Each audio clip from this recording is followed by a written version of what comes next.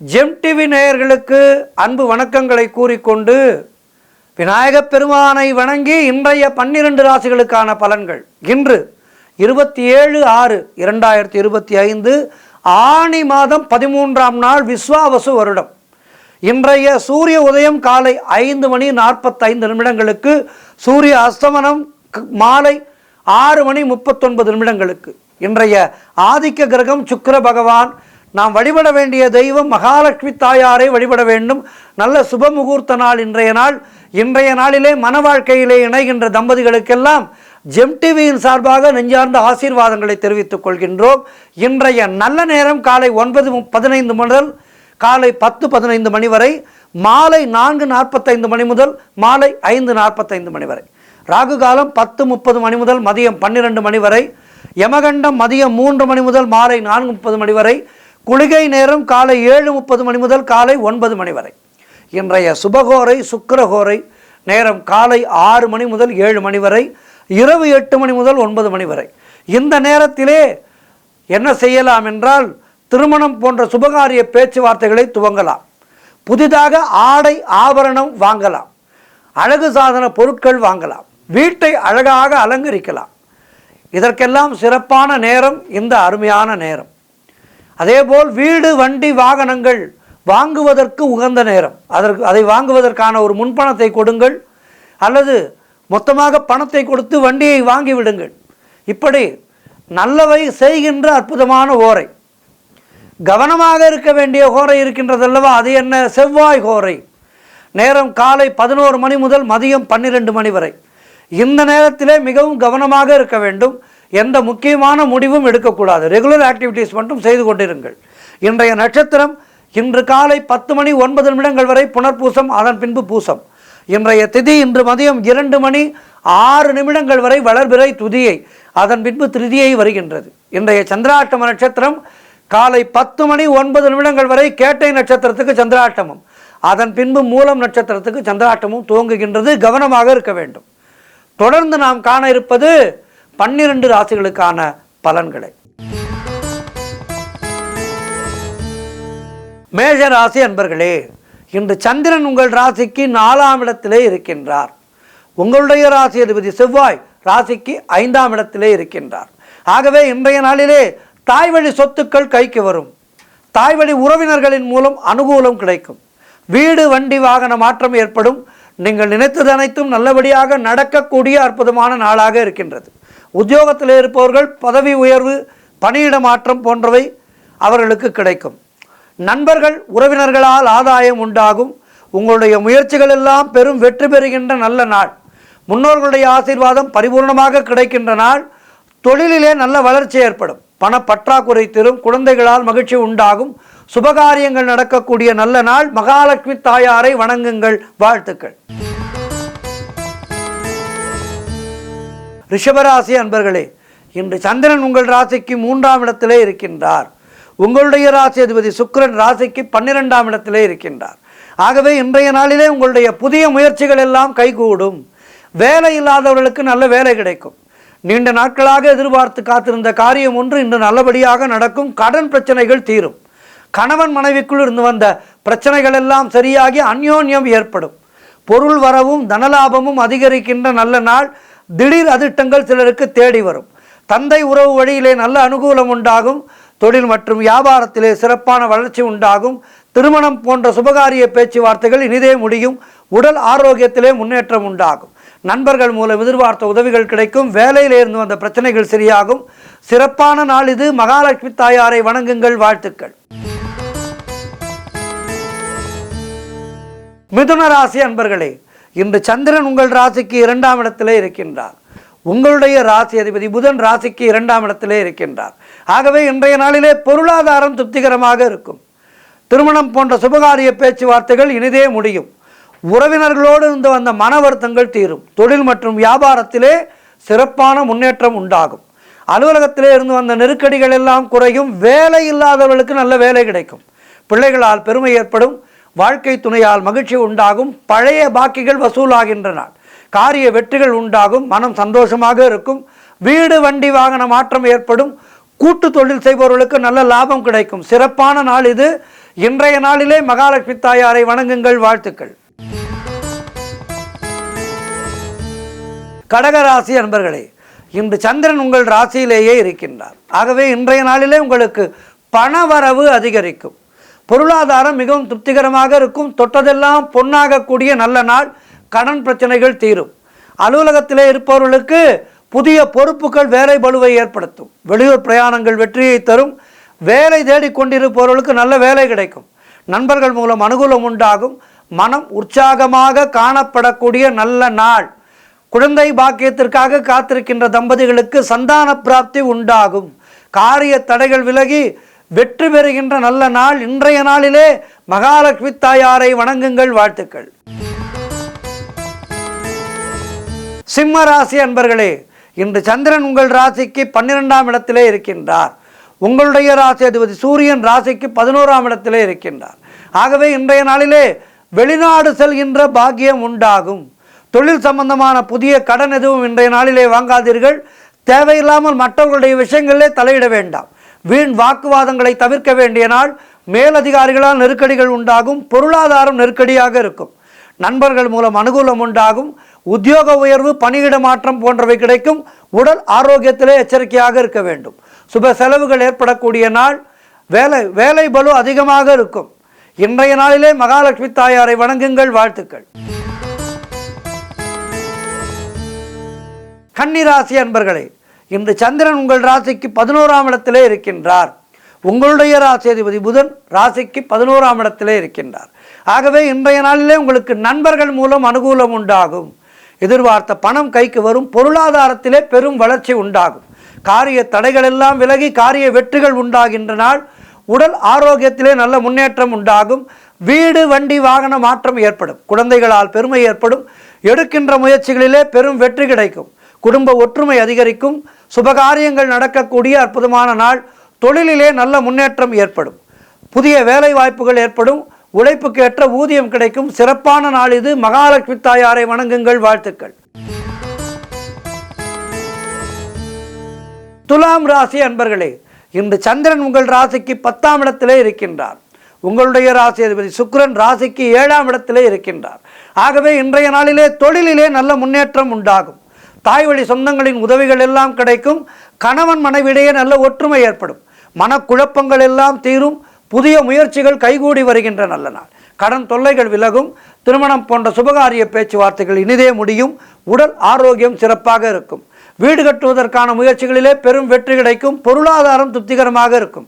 காரிய அனுகூலம் உண்டாகின்ற நாள். உத்தியோக மாற்றம் ஒரு சிலருக்கு உண்டாகும். சிறப்பான நாள் இது. இன்றைய நாளிலே மகாலட்சுமி தாயாரை வணங்குங்கள். வாழ்த்துக்கள்.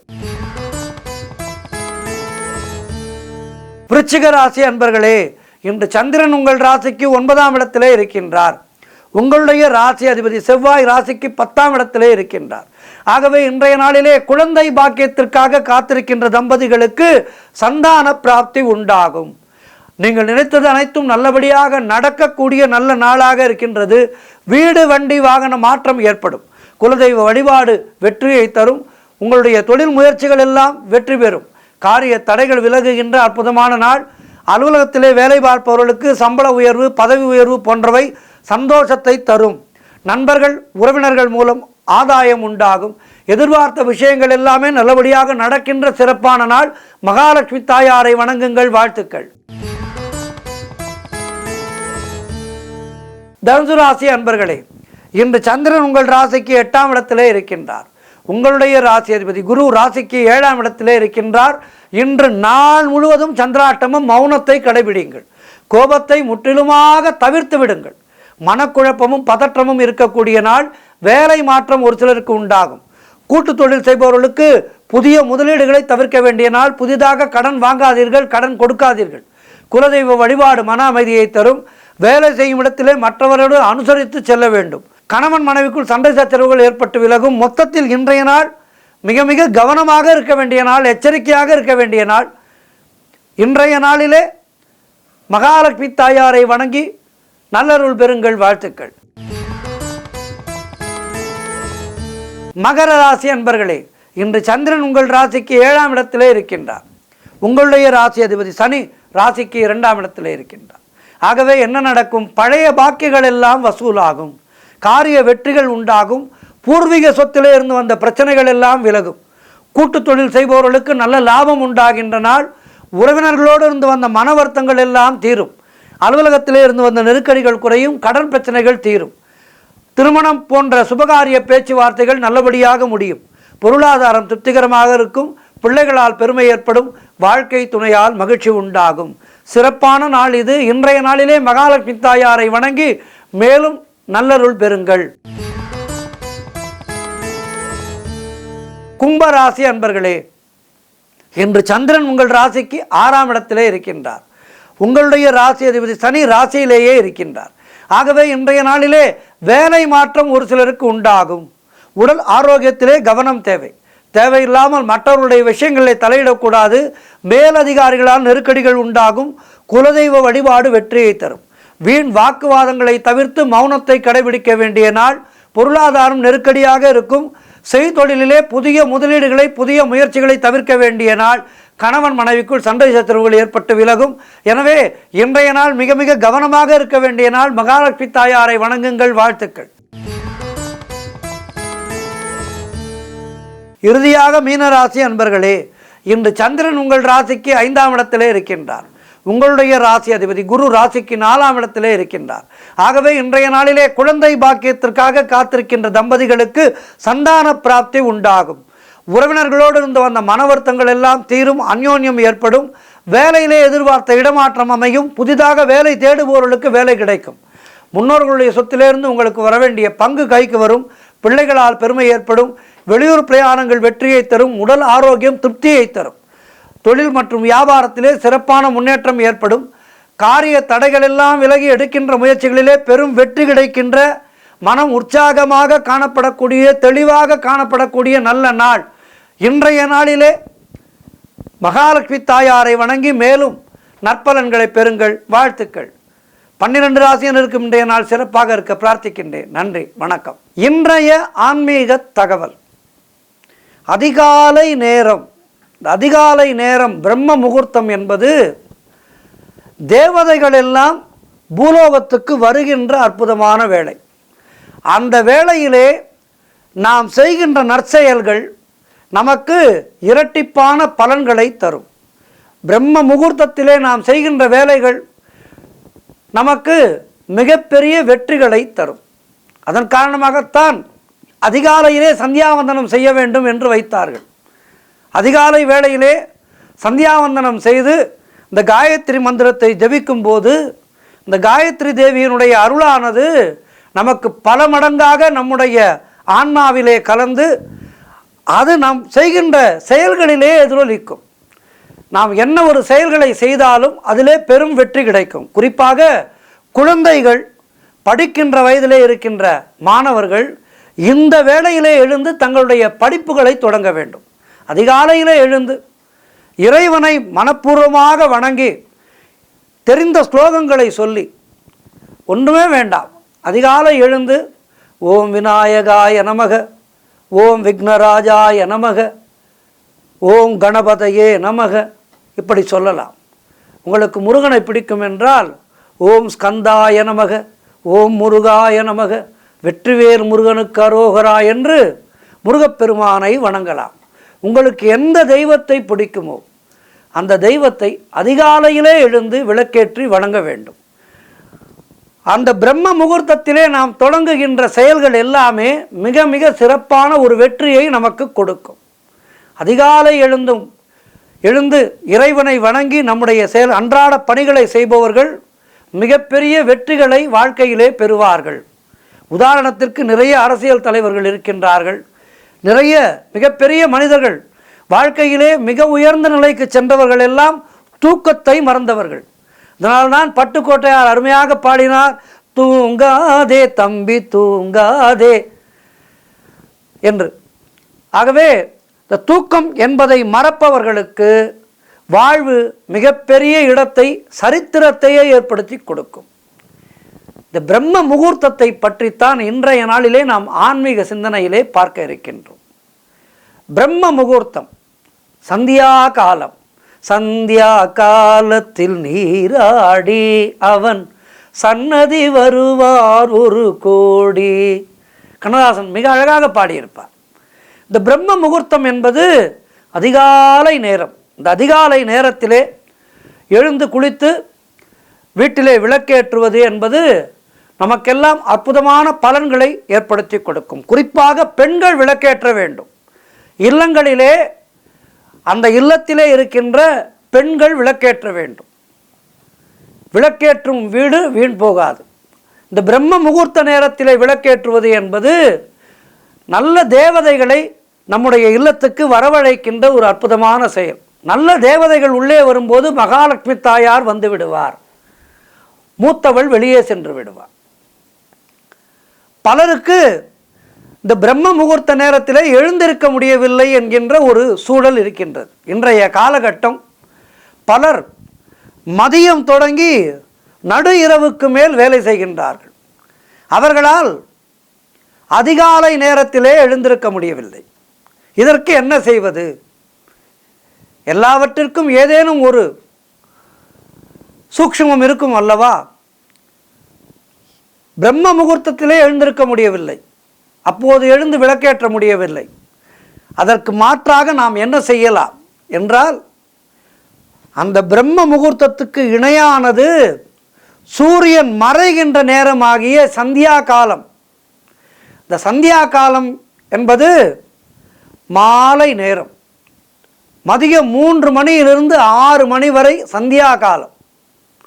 இந்த சந்தியா காலத்திலே இறுதியாக இருக்கின்ற அந்த 1 மணி நேரம் இருக்கின்றது அல்லவா, அது மிக மிக விசேஷமானது. அந்த சந்தியா காலத்திலே, அதாவது மாலை 5 மணியிலிருந்து 6 மணிக்குள்ளாக வீட்டிலே விளக்கேற்ற வேண்டும். உங்களால் அதிகாலை எழுந்திருக்க முடியும் என்றால் அதிகாலையிலும் ஏற்றுங்கள் விளக்கை. அதிகாலை 5 மணிக்கு விளக்கேற்றுங்கள். அதேபோல் மாலையிலே 6 மணிக்குள்ளாக விளக்கேற்றுங்கள். சந்தியா கால நேரத்திலே வீட்டிலே விளக்கு எரிந்து கொண்டிருக்கையிலே தேவதைகள் எல்லாம் நம்முடைய இல்லத்துக்கு வருகின்றார்கள். அத்தனை தெய்வங்களுடைய ஆசீர்வாதங்களும் இந்த வேளையிலே விளக்கேற்றினால் கிடைக்கும். நாம் செய்கின்ற செயல்களானது நம்முடைய சனாதன இந்து தர்மத்திலே எந்த ஒரு செயலுமே வீணாக நமக்கு சொல்லப்படவில்லை. ஆகவே இதனை நாம் சரியாக புரிந்து கொண்டு சொல்லியிருக்கின்ற சாஸ்திர பிரகாரங்களின்படி நம்முடைய வாழ்க்கையை நாம் அமைத்து கொண்டோம் என்றால் நாம் வாழ்க்கையிலே மிகப்பெரிய இடத்தை பெற முடியும். இவையெல்லாம் வாழ்க்கையிலே வெற்றி பெறுவதற்கான சூக்ஷ்மங்கள். இந்த சூக்ஷ்மங்களை நாம் சரிவர புரிந்து கொண்டு நடந்தோம் என்றால் நம்முடைய வாழ்க்கையானது மிக மிக சிறப்பாக பிறர் போற்றும் வகையிலே இருக்கும். குறிப்பாக சோம்பேறி என பெயர் வாங்க மாட்டோம். அதிகாலை எழுந்திருப்பவர்கள் சோம்பேறி என பெயர் வாங்க மாட்டார்கள். சிந்தனை கூர்மையாக இருக்கும். பல விஷயங்களிலே எளிதாக முடிவெடுப்பார்கள். இப்படி நிறைய நன்மைகள் இந்த அதிகாலை வேளையிலே எழுந்திருப்பதன் காரணமாக கிடைக்கின்றது. குறிப்பாக குழந்தைகளுக்கு இதனை நாம் பழக்கப்படுத்துவோம். எதிர்கால சந்ததி இன்பமாக இருக்கும். நன்றி, வணக்கம்.